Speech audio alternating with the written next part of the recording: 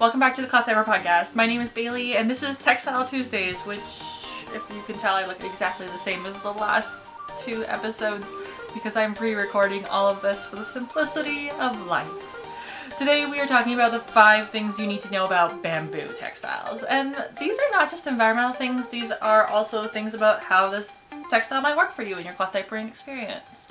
These 5 things, that's 10 fingers, shows are about being a jumping point, being a starting point to getting started with your cloth diapering experience and your cloth diapering journey and the information that you want to learn and take from this. So today's episode, just like all the other ones, can be found at clothdiaperpodcast.com if you're more into reading than writing. Don't worry, I'm not offended. I hate watching videos with a passion, and yet somehow I'm here on YouTube. First things first, you cannot call it bamboo. So a bamboo diaper is not a bamboo diaper.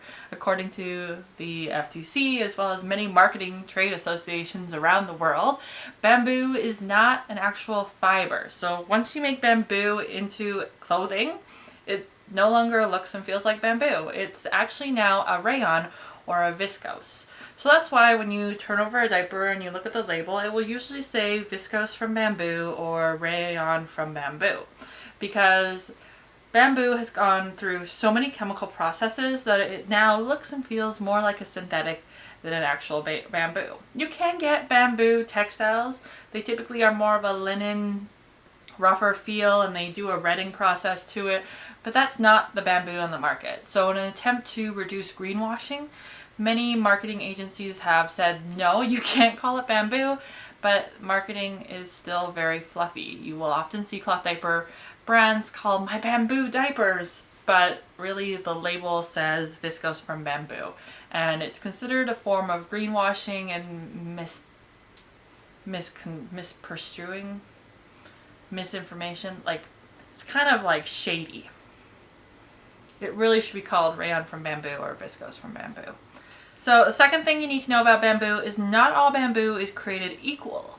That's right, there is difference in all sorts of bamboo. And we've talked about this with cotton and we talked about this with microfiber. But bamboo quality varies. There is very cheap bamboo and then there's very expensive bamboo. And there is a reason for that price point difference. Often you have a higher GSM, you have a higher weight, you have more absorbency, you have a better created textile.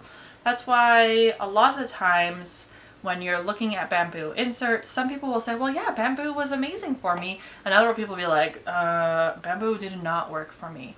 It's because different bamboo products perform differently. A bamboo insert from a wholesaler and a bamboo insert from a made in the USA, made in Canada kind of company, 2 different experiences always. And that's true for all types of cloth diapering. But I really wanted to put that out there. The third thing I want you to know is that a lot of the times bamboo is a luxurious fabric, and I think we should just stop and pause and enjoy how gorgeous synthetic bamboo is. Synthetic bamboo feels soft and silky, and it's something that you want to put against your child, and it's something you want to wear. I own a lot of bamboo clothing. It's just an amazing textile. The fourth thing you should know is that bamboo can be known to shrink. So in woven knits, it can be quite a shrinker. That's why bamboo pre-folds tend to shrink up to ridiculous sizes over time. I know that my Grovia pre-folds are quite small now compared to what they originally looked like 3 years ago. And that's because it's a 55% cotton, 45% bamboo blend. The same goes for my buttons pre-folds, whereas cotton pre-folds will hold their shape. But this isn't true for all sorts of bamboo. Terry pre-folds, such as the Nuggles bamboo pre-folds, are less likely to have that long-term shrinkage. They just don't have that type of give in the material or the same sort of, I don't really know why that is. Maybe that's an episode for another time. And the fifth thing I wanted you to know is that bamboo is not cheap. It's not. You can get cheap bamboo, but for the most part, bamboo as a textile is actually quite pricey for cloth diaper companies and manufacturers. And that's why you do see, if you see a cloth diaper that comes with bamboo or is made with bamboo, it's often a little bit more expensive than maybe a cotton or a microfiber product. And you begin to wonder, well, why? And that's because at the end of the day, bamboo is not cheap. And you know what? The sixth thing I wanted to let you know, because I should have covered it in the first thing, is that Bamboo is very damaging on the environment.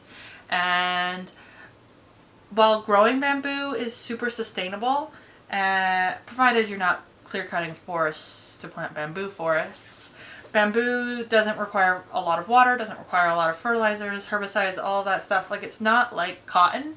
However, in order to turn bamboo into a textile, you have to put it through 2 chemical soaks, and then it's spun into a rayon or a viscose like fabric. And still today, a lot of companies dump that chemicals into the water, and it destroys livelihoods, it destroys everything.